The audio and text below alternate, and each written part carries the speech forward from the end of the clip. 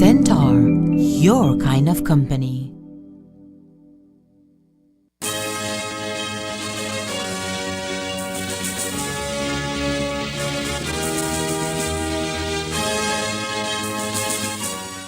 Tonight on Ctv3 News, two persons detained in connection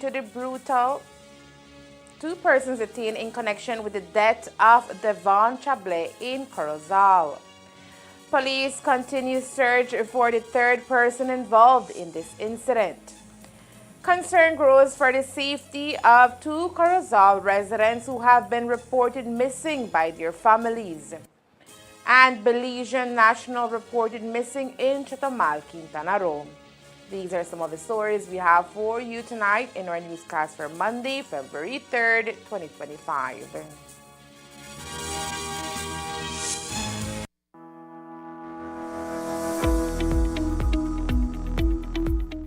The New World screwworm is a serious threat to livestock, pets, wildlife, and even humans.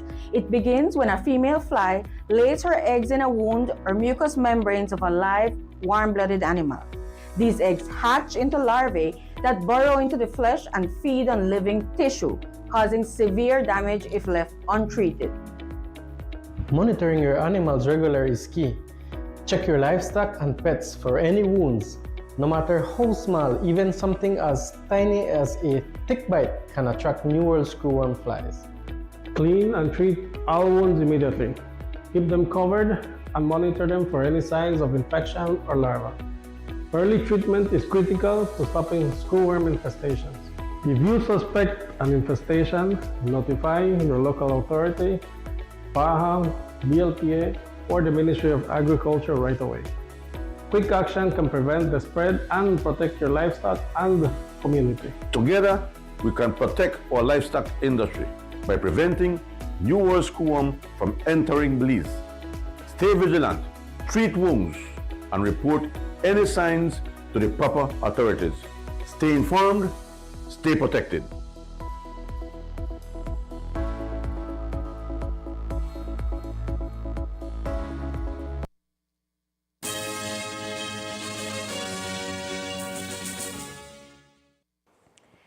Good evening. With your news also simulcast on Fiesta FM 106.7. I am Joanna Rodriguez. On Wednesday, January 29, 2025, Devon Chablais was killed by persons he knew.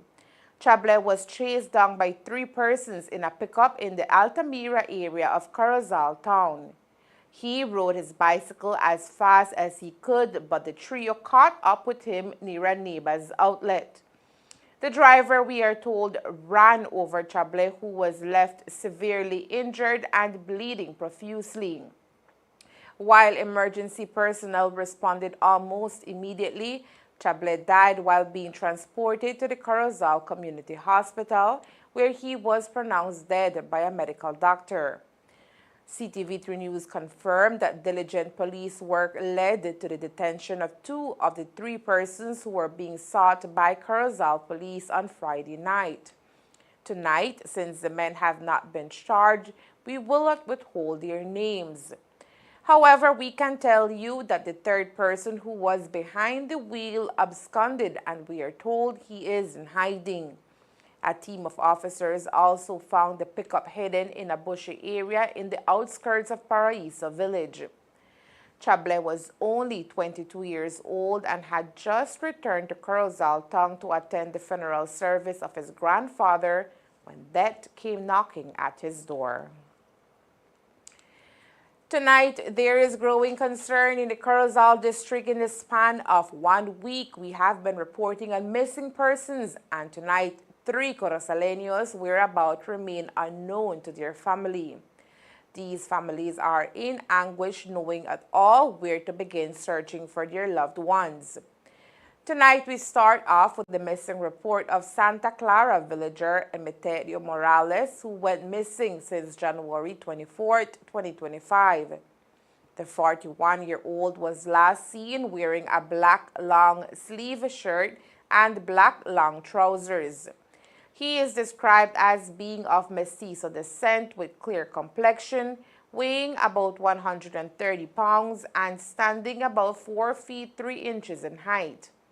Anyone knowing the whereabouts of Morales is asked to get in contact with the police station nearest to you. Crime Stoppers Belize can also be reached by calling 922. The second missing person in the Corozal district is 29-year-old Libertad resident Raheem Usher. According to his partner, who spoke to us off camera, Raheem has been missing since Saturday, January 25, 2025. It has now been more than a week since Usher has not returned home. According to information made available to our newsroom, Usher left home around 7 p.m. on Saturday, right after completing a day's sale of barbecue. At this time, all attempts to reach out to him via his online social accounts have been futile. Families say his phone seems to be off or out of order as calls are sent directly to voicemail.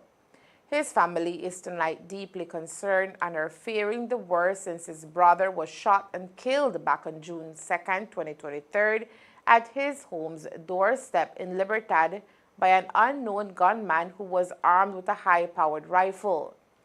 Raheem Usher is described to be of Creole descent with dark complexion, slim built, weighs about 160 pounds, and stands about 6 feet tall. He was last seen wearing a black short pants and a red t-shirt. A bulletin has already been issued confirming his disappearance.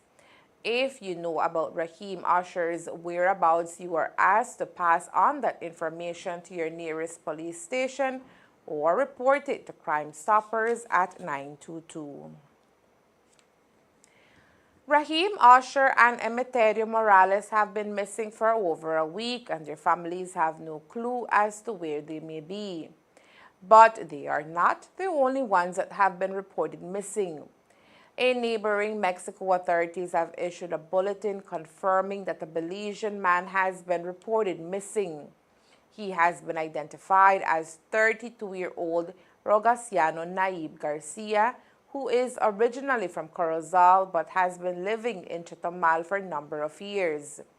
Garcia went missing on January 2, 2025. The bulletin describes Garcia as having a robust built body, stands about 5 feet 9 inches in height, weighing some 240 pounds, and has short, straight black hair with large black eyes. Garcia has a tattoo of a child on the left side of his chest, a death figure tattoo to his left arm, and a scar above his left eyebrow. Anyone with information that can lead to Garcia's whereabouts is being asked to contact the Fiscalía General del Estado de Quintana Roo at phone number 9833-835-0050 with extension 1132. The infamous Bladen drug plane will never be forgotten. Today, the case returned to court in Belize City. The incident dates back to 2021, and Elmer Na, together with Sergeant George Ferguson, Corporal Delwin Casimiro, and PC Nelson Middleton, along with 7 others, are all facing charges in relation to the Bladen drug plane landing. The 11 police officers from different ranks were dismissed from the Belize Police Department at the beginning of December 2023. The aircraft, a twin-engine, landed on Belizean soil with some 25 bales of cocaine. Each bale held at least 30 bricks or 763 kilos. Police also found the 5 assault rifles and traced one to the department. In what can be considered the biggest drug bust, police also found 3 vehicles. 2 of those vehicles were assigned to the unit of then Assistant Commissioner of Police Marco Vidal. Today, as the voir dire in the case concluded, attorney-at-law Dickie Bradley provided an interview to the media outlining the proceedings, which undoubtedly went in favor of his clients. Based on today's ruling, the case will resume without evidence submission of exclamations made by the officers under duress and interview notes. Bradley is representing Mexican nationals Juan Esparza Sanchez, Adan Moises Perez, and Armando Martinez. Big respect to the trial magistrate. She has, in fact, written 60-odd pages of a very comprehensive, detailed review of all the evidence involved in the matter. But in the middle of our rejoicing, we need to make the point to the public that what has been taking place is we have not entered the substantive trial. That will happen tomorrow. The magistrate is using those words because what has happened is that there have been confession statements, if we could use those words, that were obtained from some of the accused persons. And myself and Lyndon Jones were having a little short crack in that we have seen the photographs. In the case of myself and attorney Leroy Banner, he had gone to the Queen Street Police Station. I had also visited these said persons, and they were bruised, battered, and beaten. You can't have bruises to your chest, to your side, to your hand, your forehead, and that is because you were taken down by the river edge by the police, as they are claiming. Oh yes, we can't deny the man and not have bruise, but then get it because when we carried him by the river to look for the drugs, then fall down. What a coincidence that all the persons they fall down. You ever know, I've never, from the time my hair was black like tar, I've never in a court of law heard any police admit that something kind of irregular, something was improper. I might not have seen it, but I did hear the person screaming or so. Never, they're not angels, they don't do nothing, they only shoot dogs, they never shoot people, it's a sad situation, a serious matter that just took place, A magistrate who was in different facets of the law, as an advocate, as a person who has been among the law so very long and is now a senior magistrate, could come to the conclusion, sitting in the trial, look how long, look how many weeks we have been going at this. We are not surprised that the learned trial magistrate, Baha Schumann, has arrived at that conclusion. But let's make the point. The substantive trial is about to begin. You heard the magistrate make reference to the fact that there are 60-odd witnesses in this trial. It is going on too long. She has put cut-off dates and cut-off dates. It's going on too long. Yeah? Justice delayed is justice denied. So several of the persons who would have been convicted on the grounds that they put their signature to a piece of paper in the presence of a justice of the peace, and they need to be retrained. You can't say, I sat with him for 5 minutes, and after that I tell the police to come and take the statement. The man don't get beat up, kick up, stamp up, whop up, and threaten that if you ever say anything, you're going to get worse. What you going to do? They may beat me, but don't say nothing. No, man, it don't work like that. But you see, the magistrate looked at everything. What the police, they said, what they wrote in their statements. So it means then, if that is the only evidence against those persons, the case against them has just fallen to the ground, flat. Not just weekend. Indeed, the matter is a serious one that can have the ex-police officers serving time in jail should the judge rule against them. Now, Magistrate Badger Showman has the final say after the substantive trial begins tomorrow in Belize City. I was saying that in the British system, prosecutors are ministers of justice. They're at a higher level than we who, crawl about trying to get persons. They have a duty to the court, to what we refer to as justice, that if your evidence is weak and will not stand up, don't waste the court's time, because that is what is going to happen now. a lot of people who are necessary. I could tell you right after, but no, we only need like 6 persons to come so we could challenge what they want to say or what they have said. All in 60 witnesses, that just waste of time. At tomorrow's substantive trial, a list of agreed witnesses will be known. Of note is that Elmer Nah, who is also in the center of this drug storm, has attained the services of Peter Taylor from Trinidad and Tobago, who joins his local attorney, Lyndon Jones. Coming up next, Curacao Central Park slated to receive much-needed facelift. Stay tuned. Hi, my Orange Arcanios.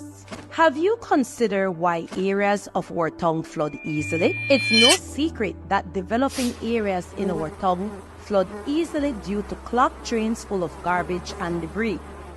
By properly disposing of waste, we ensure free flow in our drains, preventing flooding in developing areas. I thank you as we ask for your support. Prepárate para la acción de la Premier League en la aplicación Max, disponible a través de Centar. No te pierdas ningún gol. Vive cada partido. Sumérgete en profundidad, entrevistas a jugadores y análisis de expertos. Disfruta del deporte en cualquier momento y en cualquier lugar con la aplicación Max. Para más información, llama al 380-0101.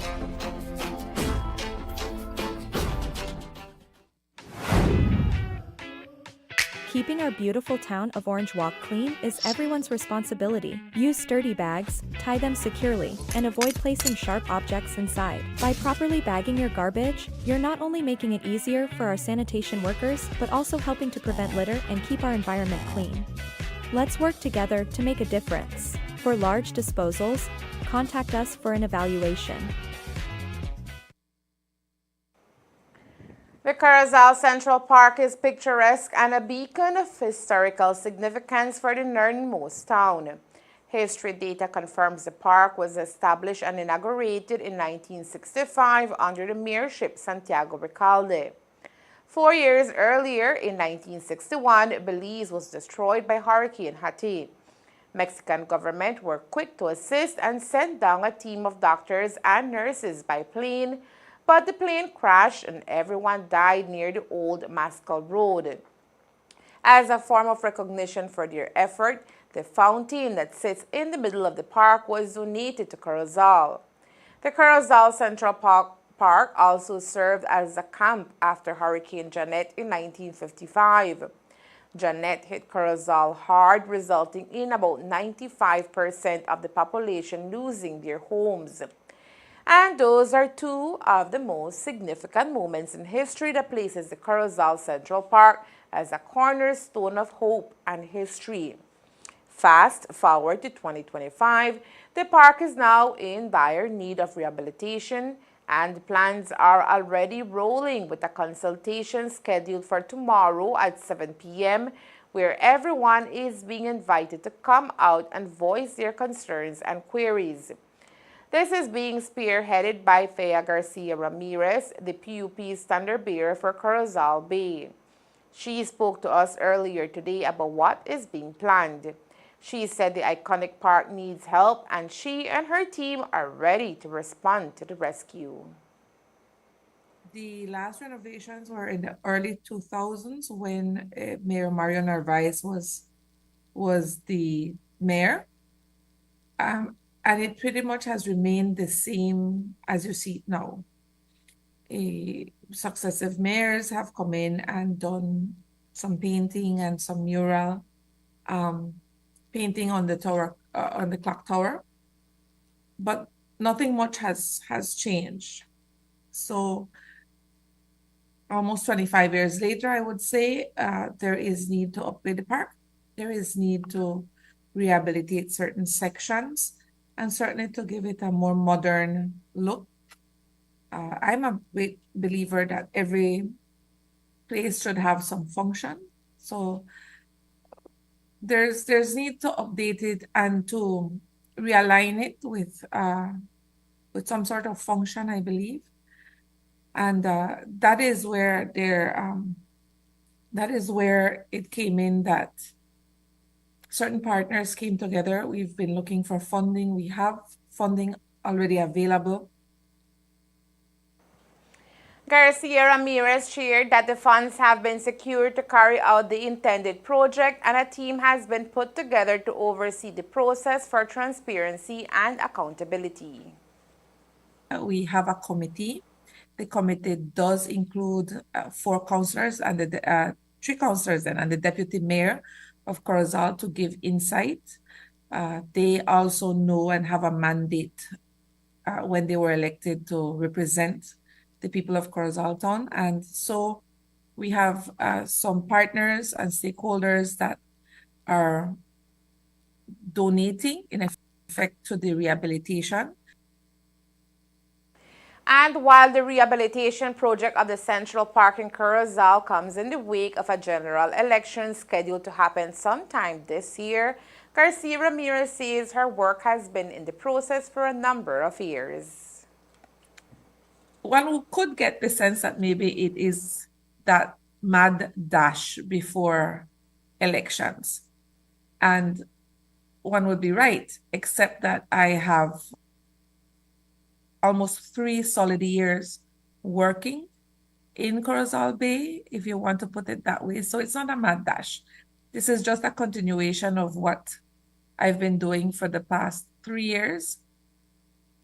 This collaboration and this project came about from about September last year. Those interested in having a say in the plans for the rehabilitation of the Corozal Central Park are invited to come out at the consultation that will begin at 7 p.m. at the St. Francis Xavier Auditorium on Tuesday, February 4th, 2025. Tracy Obando, a first-year electrical and plumbing student from IT Vet Orange Walk, was awarded on Friday by Belize Electricity Limited for her winning video submission on energy conservation.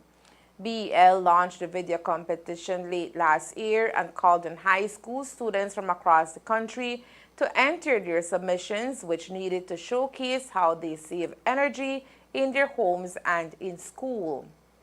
Young Tracy says when she heard about the competition, she knew it was something she wanted to do and enlisted the help of her classmates and peers, and together they created a 1-minute video which highlights their commitment towards energy conservation.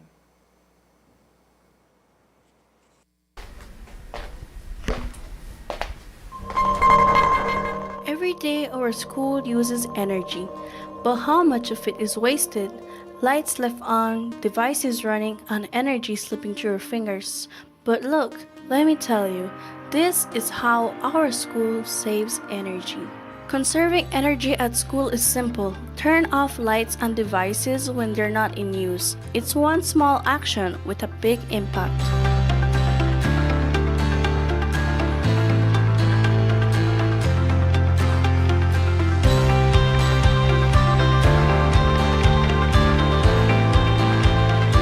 Use natural light whenever possible. Open a window instead of relying on electricity. Together, these little actions add up. Let's take it a step farther. Explore renewable energy ideas and track how much we save. Our school can lead the way in energy conservation. Saving energy isn't just good for our school, it's also good for our planet. Together we can make a difference. It just takes one switch, one step, one student at a time.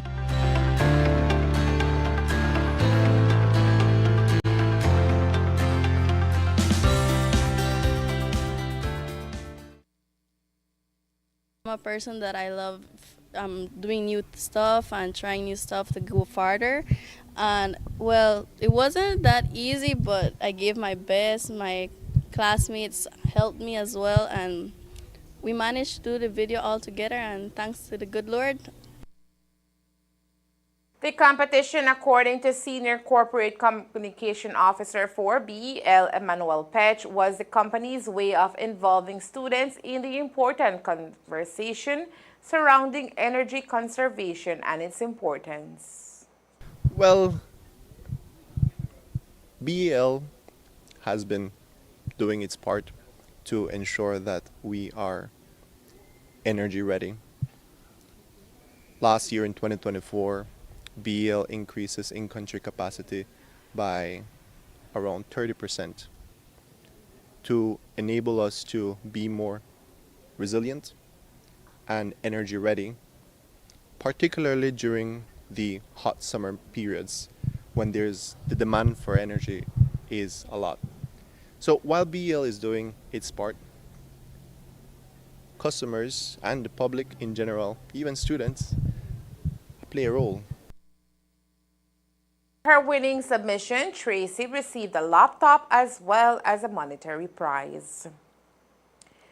Brandon Baptist was shot and killed on Friday night in the midst of a football match at the Marion Jones Sporting Complex. Footage of the incident inundated social media. The mayhem caused an immediate chaos with people running in various directions in a fright. 3 other persons were injured. The commissioner of police today told the media that the gunshots erupted after an altercation between Baptist and members of the PIV gang. In terms of the shooting at Marion Jones Sporting Complex on Friday night, police had received information of shots fired at the Marion Jones Sporting Complex. Based on the information received, the police responded, and upon arrival, they encountered the lifeless body of a male person identified as Brandon Baptist. The body was transported to the Carl Hushner Memorial Hospital, where it was pronounced dead on arrival. The initial information the police had received is that Baptist, who was not at the game earlier, at the inception, was called to the field or to the stadium following some altercation someone may have had with members of the PIV gang. And upon arrival, he was there hanging out with other members of the BLC. They were at the lower end of the bleacher, and the PIV were at the upper end, in the same line of bleachers. Brandon got up and he went to where the PIV group were, and some altercation happened. During the altercation, some are alleging that Brandon may have taken out a gun, and when he did that, the others from PIV shot him. After having shot him, he continued to struggle with them, and he was eventually thrown over the railing of the bleachers, where his body was later found. The Belize Police Department is bracing for a possible retaliation post Friday night's killing of Baptist. As a result, the Commissioner of Police says mediation with gangs have been paused at this time. Went to Belize City on Saturday. Myself and Mr. Greenwich, we met with the Senior Command in Eastern Division, Mr. Romero and his team, strategizing to ensure that we put things in place to avert any possible retaliation. And so you'll see that there is increased police operations in the St. Martin's Zeporus area. And that operation is going to continue for a very lengthy period of time, because we want to make sure that we have things in place to prevent retaliation, even up to the funeral and after the funeral. I have also advised the mediation team, Brother Nuri and Brother Foti, that we're not going to engage into no mediation at this time, because we don't want to bring the group together. Tensions are extremely high, and that might result in further escalation of issues. So we will put aside mediation for now and allow the police to work. And when we believe that heads have cooled down, then we'll see if we can bring them to the mediation table. Again, the police department says security process was not followed in order to offer security during the football match. The officers who would have gotten the call to work the event ought to have said to the organizers, I cannot work this event without you seeking permission first from the commissioner or the local commander, because you don't have to come to me. A game of such nature that is within Eastern Division, the organizers could have gone to Mr. Romero and say to him, we're having this basketball game at so-and-so place. We're applying for security to work the event. And Mr. Romero would be in a position to approve and would tell them, your request is approved, and this is the amount of police that you will be required to pay for this event. So what happens is that, because certainly his response would be not less than 10 police. They don't want to pay for 10 police, so they would go behind him and go to the officers, on the lower level officers, to get them to work for them, and then they just get 3. So you compare paying for 10 and paying for 3. So they go with that, which is totally wrong, because then the officers then would commit a breach of discipline for engaging in a special duty without prior approval from the Commissioner of Police or his designate, which in this case would be Mr. Romero. So the officers who were called to go and work had an obligation to have reported the matter upwards and send the people to go and apply at the proper authority for the police officers to work. Was Mr. Gamboa the contracting officer, since I see SPU were there? Mr. Gamboa is saying no, that on that particular night he was not notified, but he also admitted that on 2 other occasions he was contacted and he had worked there. The failure to provide adequate security for the event led to at least 1 firearm entering the stadium. Today, the Commissioner of Police provided more insight into whether or not persons were searched before entering the games. Coming into the game, I had asked that question, and they are saying yes, they did.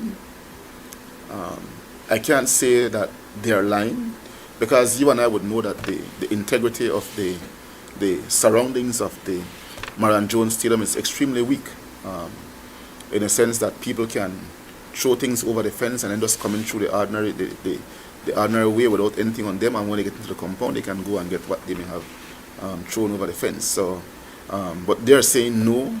But even in the absence of that, to have known that you have PIV and BLC gang on that bleacher, not too far from each other, police officers ought to have been up there to make sure that there is no clash between them. And that did not occur. So that's a failure on the part of police who were out there. as far as you all have learned, did Brandon Baptist have a firearm when he went to speak with the individuals in PIV? From what we are gathering, yes. Has that firearm been recovered? No. The matter is being investigated carefully, and the police department is waiting on directives from the DPP. And there is more news after the break. Stay tuned.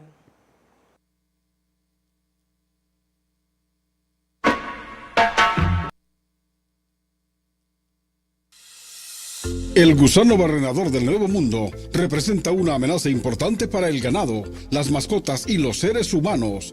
Puede provocar graves pérdidas si no se controla rápidamente. Actualmente no está presente en Belice. Es por eso que la detección temprana es crucial para evitar su propagación. Ayudemos a mantenerlo fuera. No traiga animales de otros países ilegalmente. Si nota gusaneras en heridas inusuales, infórmelo de inmediato. Llame a Baja al 824-4872 o envíe un mensaje de texto al 670-7003. Juntos podemos trabajar para mantener a nuestro país libre del gusano barrenador del Nuevo Mundo y salvar animales. Este mensaje es presentado por Baja, OIRSA, IICA, USDA y el Ministerio de Agricultura, Seguridad Alimentaria y Empresas. The students at Muffles College High School welcomed the public and other visiting students into their compound for their biennial business and science fair on Friday.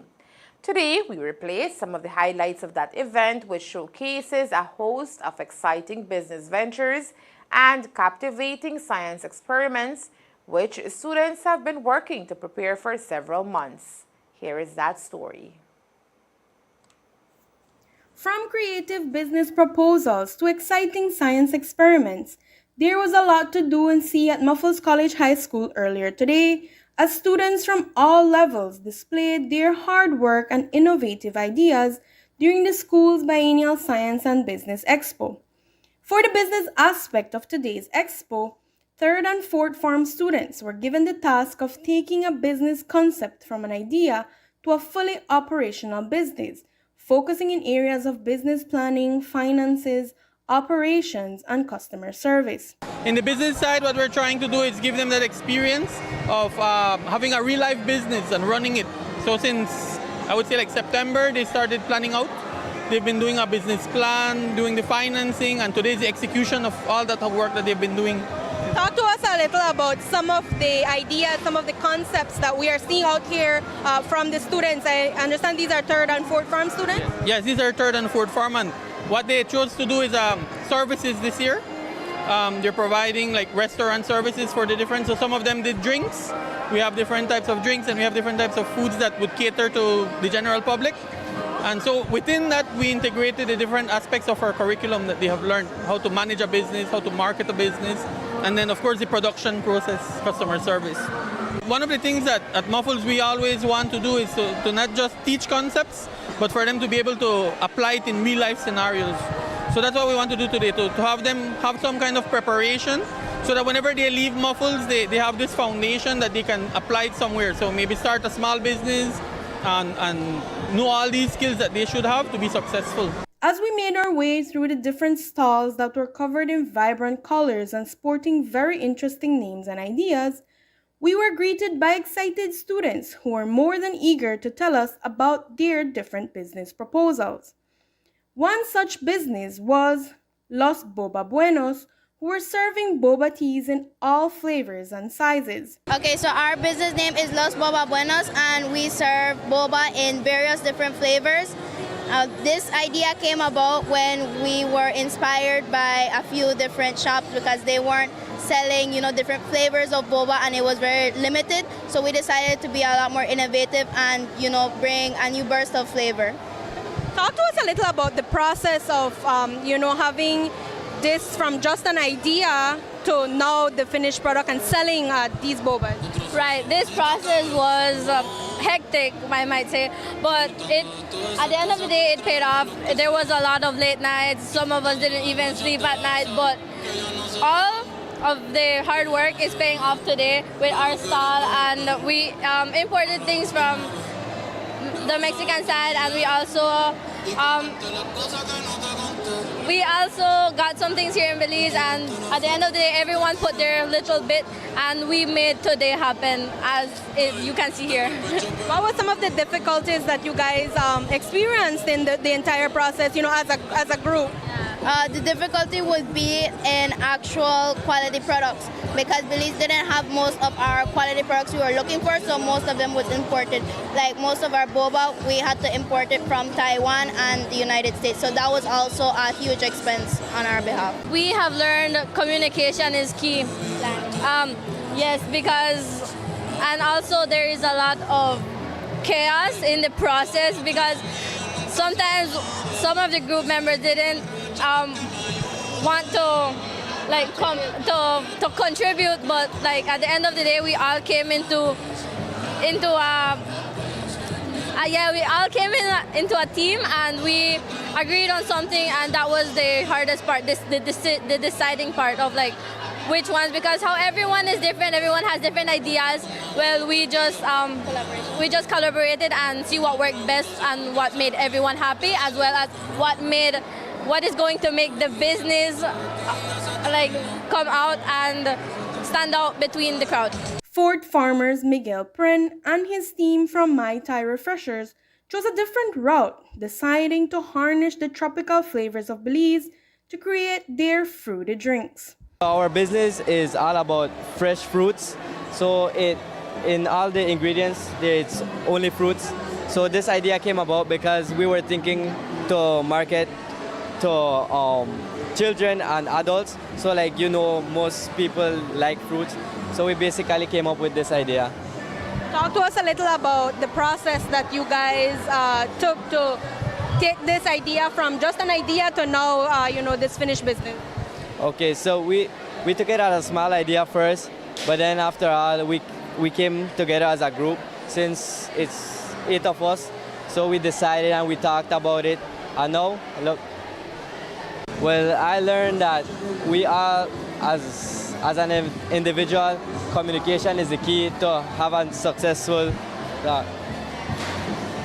communication. And what would be your advice to others in terms of working together as a group to be able to achieve something? So if you guys work together as a group, it's better because you can come up with more ideas because there's more people. So then you create better things, and everybody has different skills, so it will be helpful. For students in first and second form, as well as those in the science field of study, their presentations focus on the scientific method, looking at a wide range of topics, from plants to aerodynamics. The students select what topics they want to present.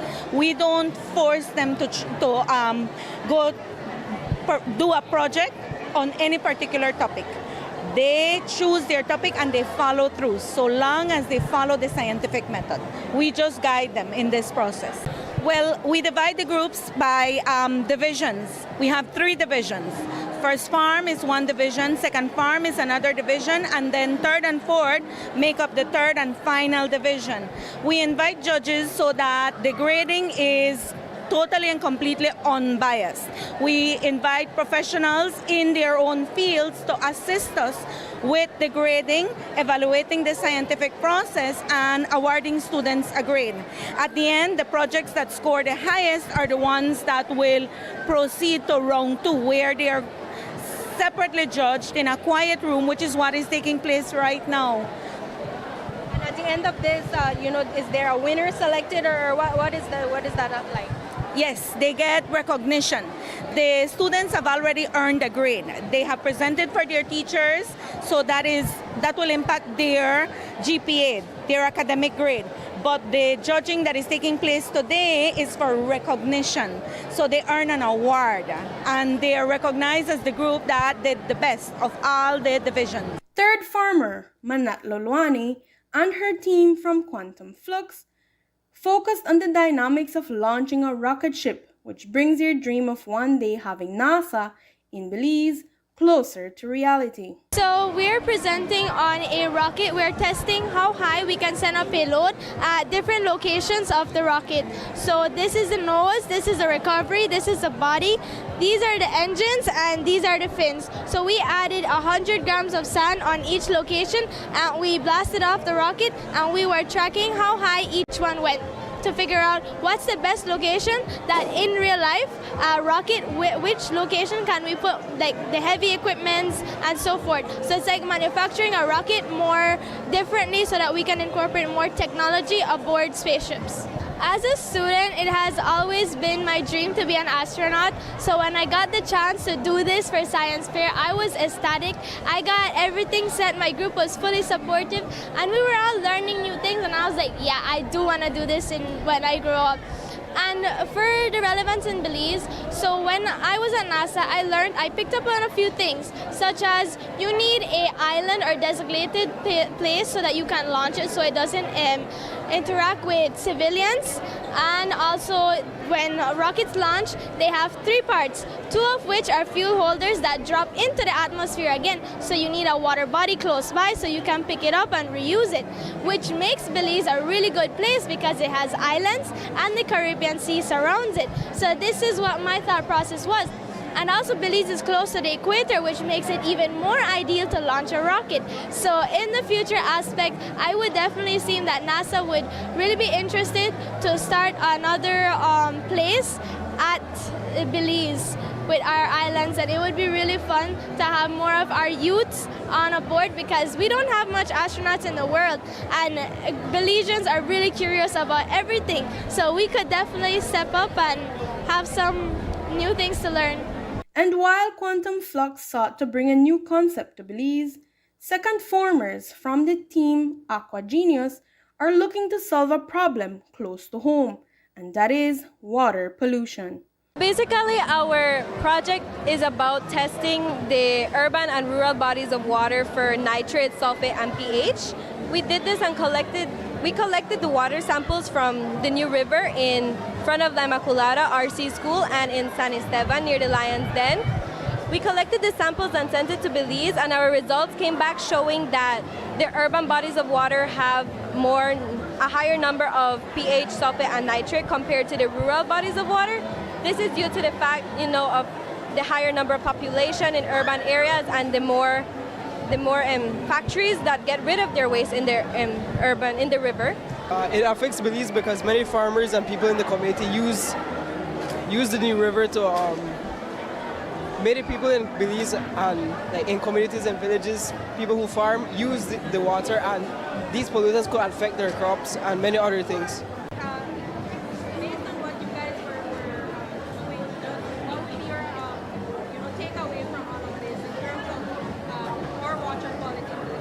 To use less harmful chemicals and eco-friendly objects in the public, and to throw away your garbage where it belongs. Reporting for Ctv3 News, Norma Ruiz. As part of their commitment to promote energy conservation and sustainability in our country, Belize Electricity Limited BEL is currently embarked in a project to replace over 16,000 outdated street lights fixtures to more energy-efficient LED lamps.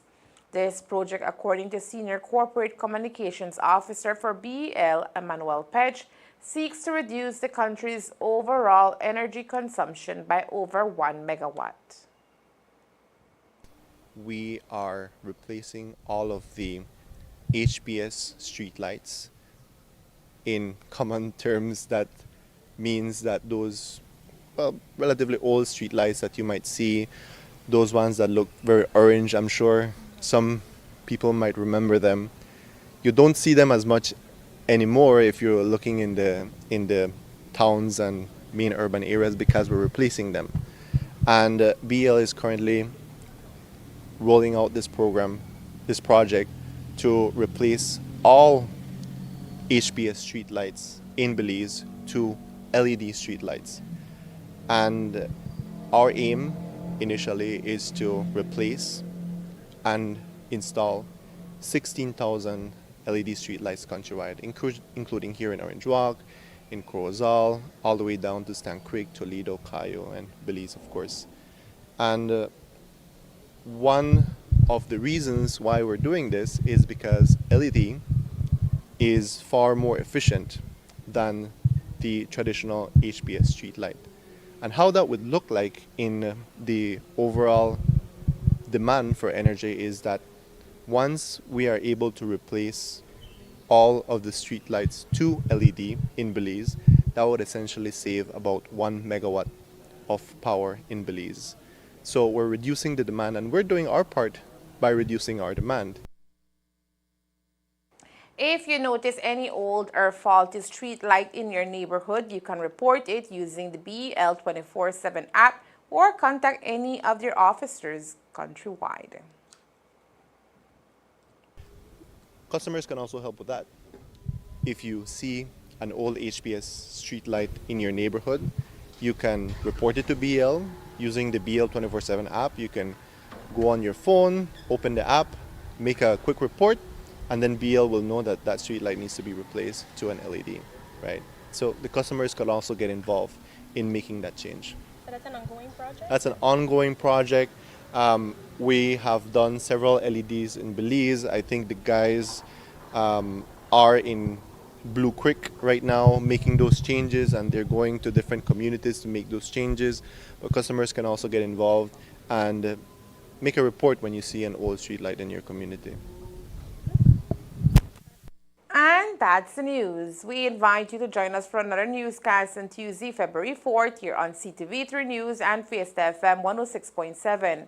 Remember that to read a text version of the news, you can visit our website at ctv3belizenews.com.